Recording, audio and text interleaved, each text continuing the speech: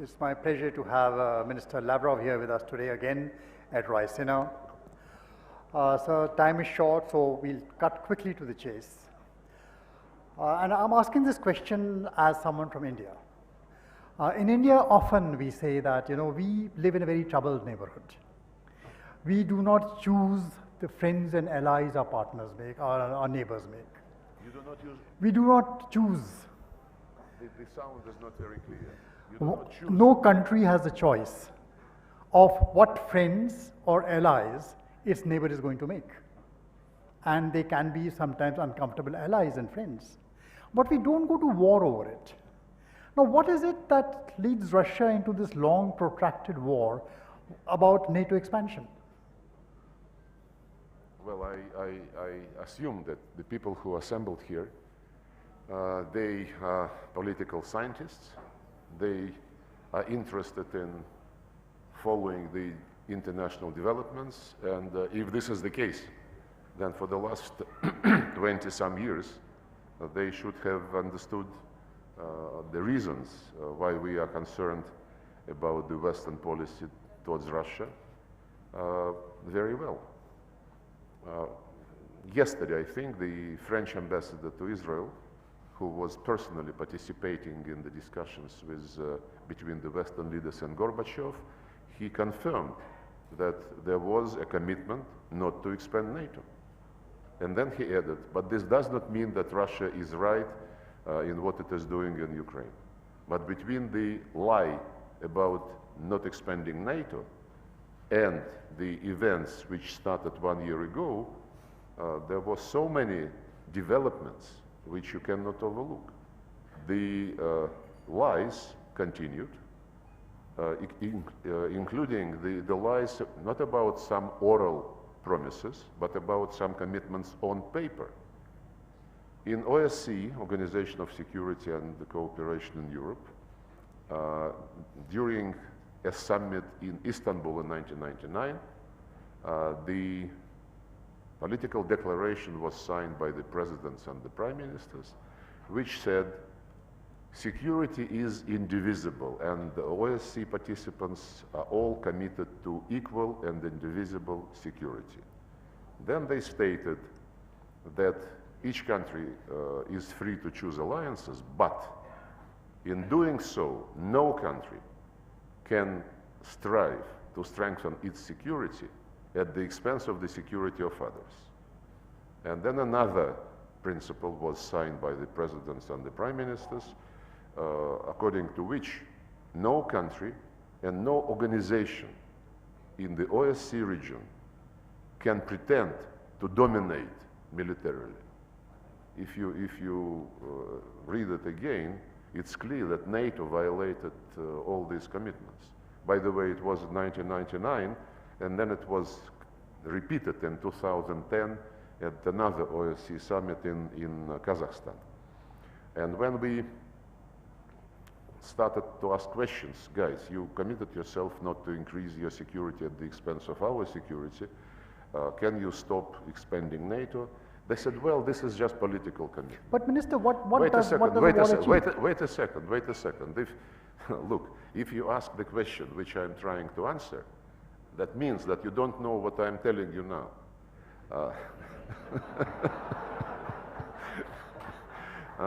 So when we said, okay, you said this is political commitment, let's make it a legal commitment, let's put all these principles in a legally binding treaty, indivisible security. You know what they told us?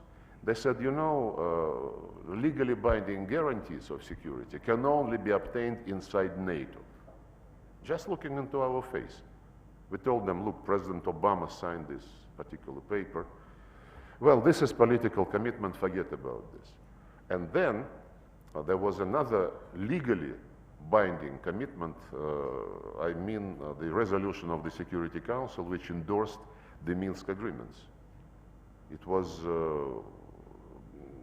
very, very astonishing that all those who signed the Minsk agreements, except Putin, publicly admitted that they never intended to implement this particular Security Council resolution. So no delivery on the oral commitments, no delivery on written commitments, no delivery on legally binding commitments. And all this was accompanied by NATO instructors beefing up Ukrainian army, Ukraine getting more and more weapons. As Merkel, Hollande, Poroshenko, and Zelensky said, we needed the Minsk agreements to buy some time to get more and more weapons to Ukraine. And if you can check the reports of OSCE Special Monitoring Mission, they registered sharp increase of the shelling of Donbass just in the beginning of February. 20, 30 times more than the routine exchange of fire before that. So we defended our security, we defended the people, the Russian people, who had been denied by Poroshenko and Zelensky, denied the right to use the Russian language in education, in media, in culture, in everything.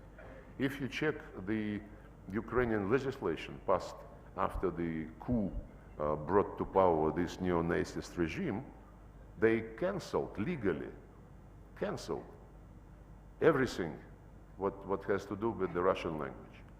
And when the people who did not accept the coup in the east of Ukraine and in Crimea said, guys, leave us alone, we are not going to follow your policies, they were declared terrorists. And it is the regime who started the war against these people. That's why the Minsk agreements were considered, the way to stop this. And it was not very difficult to implement the Minsk agreements.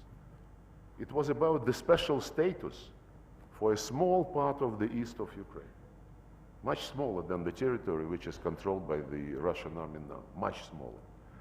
But they didn't want to do this because the special status to be given to this small territory included the right to use the Russian language.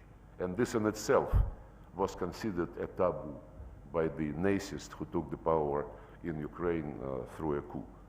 Then there was the right to have some local police, which is nothing unusual, and then the right to be consulted when judges and prosecutors are appointed for this particular region. By the way, this is exactly almost the same status as was promised to Kosovo Serbs in 2013, a year before, 2 years before the Minsk agreements. This community of Serbian municipalities of Kosovo. The same stuff and the same trick. Cheating on Serbia in case of a community of Serbian municipality of Kosovo, cheating on Russia in the case of the Minsk agreements. Special status for the Serbs in Kosovo, special status for Russians in Ukraine. In both cases, it was the European Union in the person of Germany and France, and also the High Representative regarding the Kosovo deal. And I am convinced that just like they admitted that they did not intend to implement the Minsk agreements, they never intended to implement the thing they promised to Serbs in Kosovo. But the war, this military campaign, or whatever you call it, a war or enduring freedom operation, whatever name you may choose to call it, the bombing campaigns do not alter hearts and minds. They're the worst way to do it. In fact, they freeze people into positions, make further negotiations even more difficult. So where does this take us? Yeah. Tell me, when this conference started? What year? This is the eighth Raisina Dialogue we're having. 8th year. Eighth, so yeah. You started in 2014 or something? Yeah,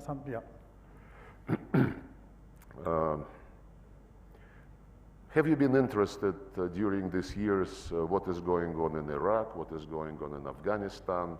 Have you been asking the United States and NATO whether they are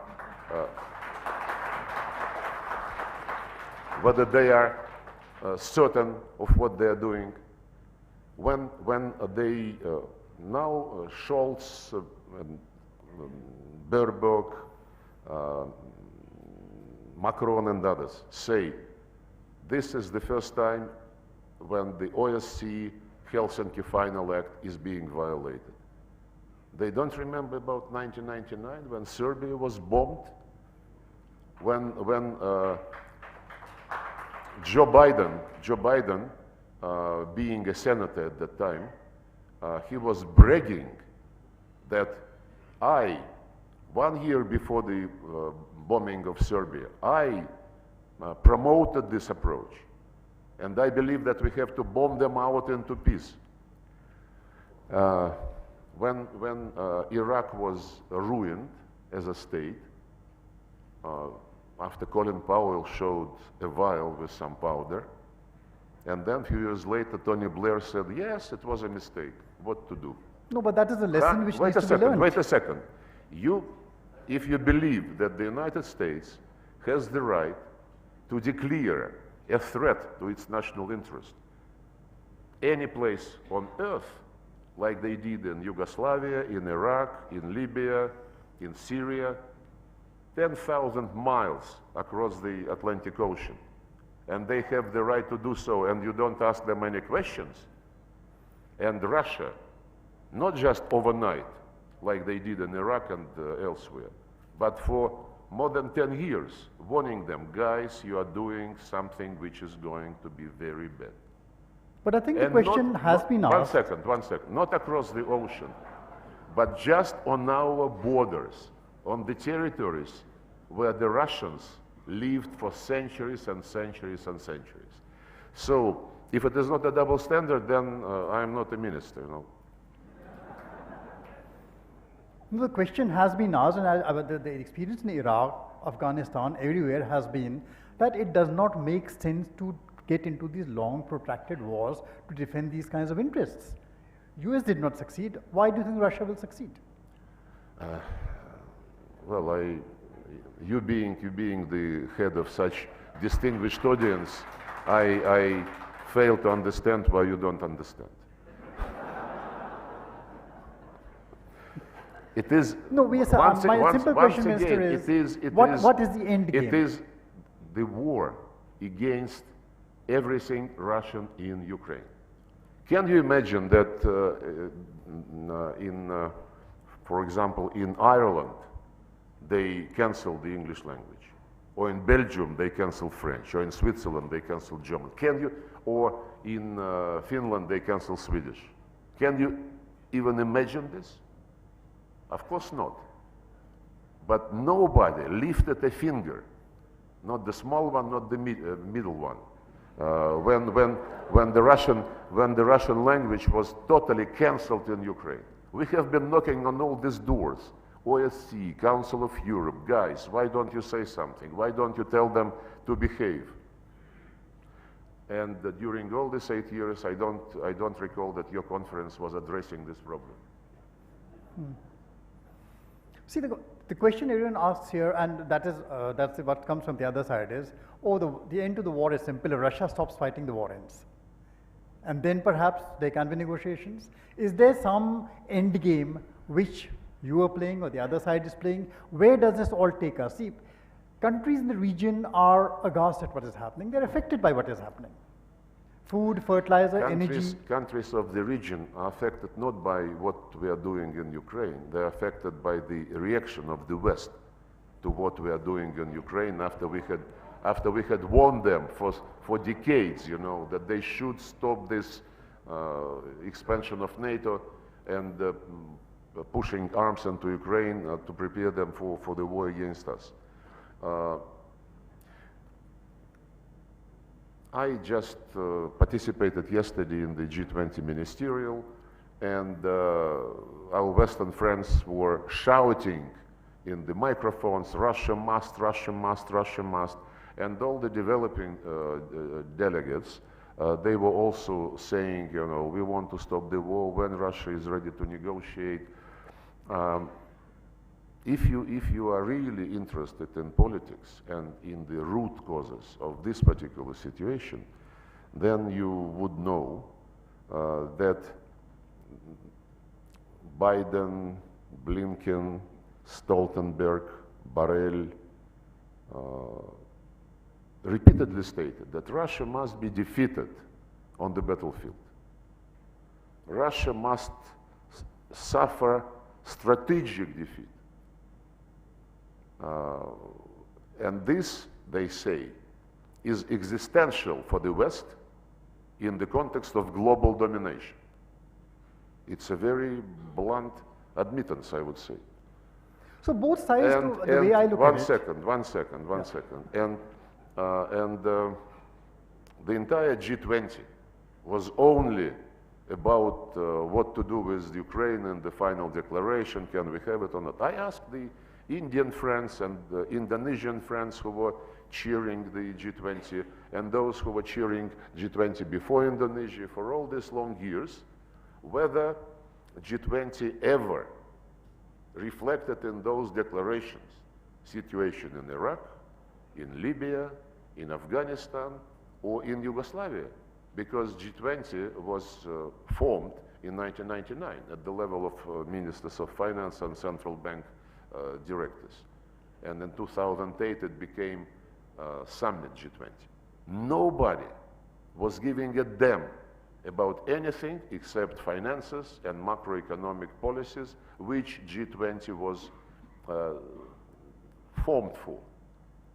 These days, when it is not something which the West is doing, believing this, that it's right, when Russia has, after many years of warnings, started to defend itself, there is nothing except Ukraine which is of interest for G20.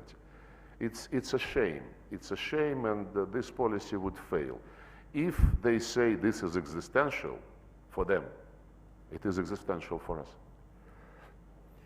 But there are lots of other countries out there who want peace, who want this war to end, and they would like somewhere a line to be drawn and negotiations to start. Now, what is the end game? Where do you see this? See, this war cannot go on forever. We don't want to be stuck here for 20 years and repeat Afghanistan all over again. You would be ideal propagandist of the Soviet Union style, you know. Thank you. Calling for peace, calling against the war. I am trying to explain to you that it is not black and white, that the sufferings of others are not related to what we are doing in Ukraine to defend ourselves at all. These sufferings are related to the sanctions, to the policy of blackmail, the policy of diktat, which the West is promoting. You know that all of them, Blinken, Stoltenberg, Borrell, ministers of European countries, they travel all over the globe and tell the countries to behave. Join sanctions, vote the way we tell you, and so on and so forth. If they are such big democrats, I mean, they should respect the right of other countries to take their own positions. Putin explained in great detail before we started this operation why we are doing this, why we didn't have any other choice. The West condemned. Treat others as grown-ups, as mature people. Don't tell them what position to take. The developing world basically was silent until the West started blackmailing them, threatening them, sanctioning those who would not sanction Russia. You know what? Many friends of mine in the developing world, they're telling me how this is being done. When the West says, the Americans tell them, you must vote this way or else. And they say, okay, I will vote the way you want me because I believe this can be explained by the United Nations Charter and so on and so forth, but what do I get in return? And the answer from the Americans is, you would not be punished. Fair deal, very fair deal. Then I have quite a number of friends in New York, and when I was there for the last General Assembly, I talked to them, and they were, many, if not most of them, were saying that they fully understand what is going on, and that we should not be angry at the way they vote. And they told me what arguments the Americans have been using when they persuaded people to vote in the General Assembly against Russia. The arguments were very straight. Don't forget that you have a bank account in such and such bank, and don't forget that your kids go to Stanford. Bluntly. And I'm sure that there are many people in this room who know that this is true. So, Minister, we're running out of time, so just a last thing before I pass on for two quick questions from the audience. See, I agree that smart bombs don't exist, smart sanctions don't exist. No matter how much bombing you do, nothing is going to work out. You are going to cause damage, you are taking innocent lives all along. Similarly, smart sanctions, I agree with you, don't exist. They will always be possibilities. Collateral damage is extremely high. So there, yes, both sides need to get together and find a solution. But the point is that somewhere there has to be a line drawn to, okay, let diplomacy have a chance. Let's start talking once again. Look, you No, but I'll really pass. surprised me. The questions, My dear friend, you surprised me because if you raise this issue, yeah. you should have done some homework. Do you know that Zelensky, everybody is asking when Russia is ready to negotiate, when Russia is ready to negotiate. The West continuously is saying that it is not time to negotiate yet because Ukraine must win in the battlefield before any negotiations. And Zelensky himself, nobody calls on Zelensky asking him when he is going to negotiate, but you should have known, preparing for this topic at this meeting, that in September last year, Zelensky signed a decree making it a criminal offense to negotiate with Russia as long as Putin is president. So can you address this issue? Can you invite him and ask him what he is doing? Can I take two quick questions from our Raisina young fellows? I'm sorry, we are out of time. He is our man. He is from Russia. What did he say? Sorry, you'll have to come to a mic. Yes. Raisina young fellows, sorry, please sit down. Please sit down. I've not taken a question. Why not? The first question goes to Raisina young fellows. Thank you very much. Thank you very much. I'm Ryosuke Hanada, Raisina Young Fellow. Speak louder. Yes, my question is about the Sino-Russia relations and its impact on the India-Russia relations, because India is now facing China's assertive challenges in its Himalayan border and the Indian Ocean region. So from last year, there's a dramatic change in the Russia-China relations. There's many joint exercises around Japan, around India. So how does Russia calculate the strategic cost and benefit of deepening its relationship with China, especially its impact on Russia-India relations? Thank you. Well, we never make friends against somebody. We have excellent relations with China and excellent relations with India. The relations with India are characterized in the official documents signed by the two leaders as especially privileged strategic partnership. I don't know whether any other country has the same status on paper officially with our Indian friends, but this is what we believe is reflecting the reality, be it economy, be it technology, be it military cooperation, military technical cooperation, culture, humanitarian ties, educational ties, and we have relations with China that, you know, they never been that good from the very beginning of the existence of China. And we are interested in these two great nations to be friends. And we are trying to be helpful. It was at the initiative of my great predecessor, Evgeny Primakov, that RIC was created, Russia, India, China, Troika.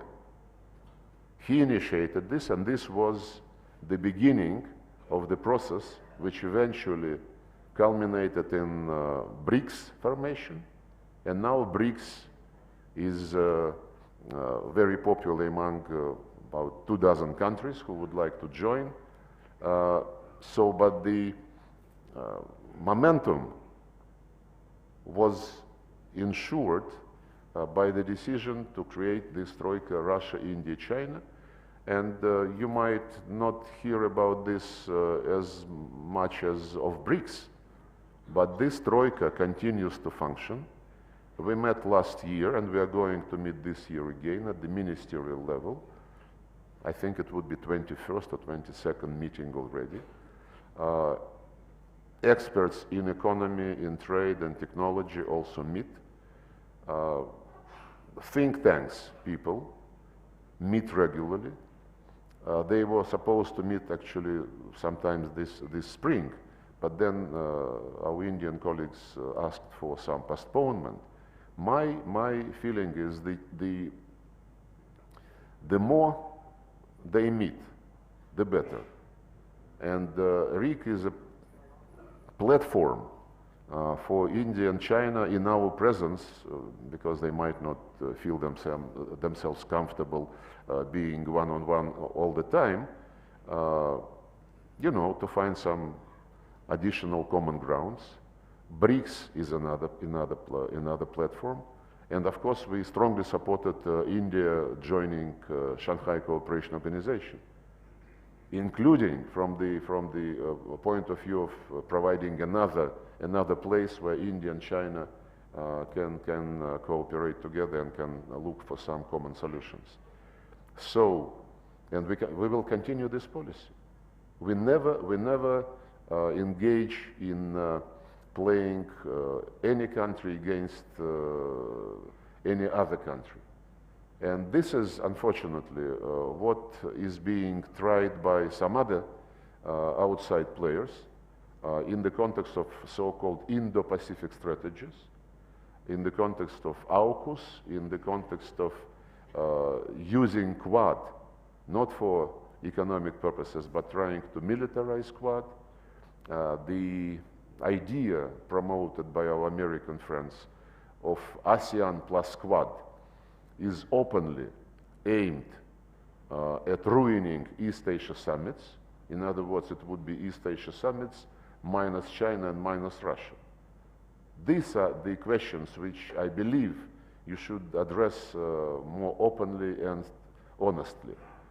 Those are the risks created for this region.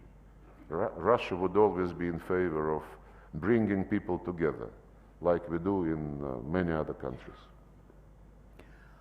Second question over there. Minister, my Raisina, question is very simple. Yeah. Hi, my name is Mridula and I'm from India, another Raisina young fellow. Just a related question on how the war has affected Russia's strategy on energy, and will it mark a pivot towards Asia? And if it does, how is India going to feature in it? Can you repeat this? The What, acoustics. How has the war in Russia, how has this war affected Russia's energy interests? Energy. Energy. Is it pivoting towards Asia? And is it the deepening relationship about gas into India and all that she's asking about? You know, the war which we are trying to stop and which was launched against us using Ukrainian people, of course, it influenced the policy of Russia, including energy policy, and the blunt way to describe what is the change, what changed, we would not anymore rely on any partners in the West. We would not allow them to blow the pipelines again. By the way, we asked for investigation, and immediately this investigation request was denied. The Americans called it a nonsense, and when Seymour Hersh published his findings, you saw what the reaction of Europeans and the Americans was. Germany was humiliated, and physically, and morally, and in any other way. Everything which is happening now is to reduce Europe to subordinate player for the United States, to undercut European competitive edge, and of course to ruin the economic link between Russia and European Union. This is very obvious. So be it. If this is the choice of them, which fits, by the way, in the rhetoric, in the narrative that what is going on is existential for the West from the point of view of its ability to dominate, then everything fits into place. Thank you, Minister. And the energy policy of Russia will be oriented towards reliable partners, credible partners. India and China are certainly among them.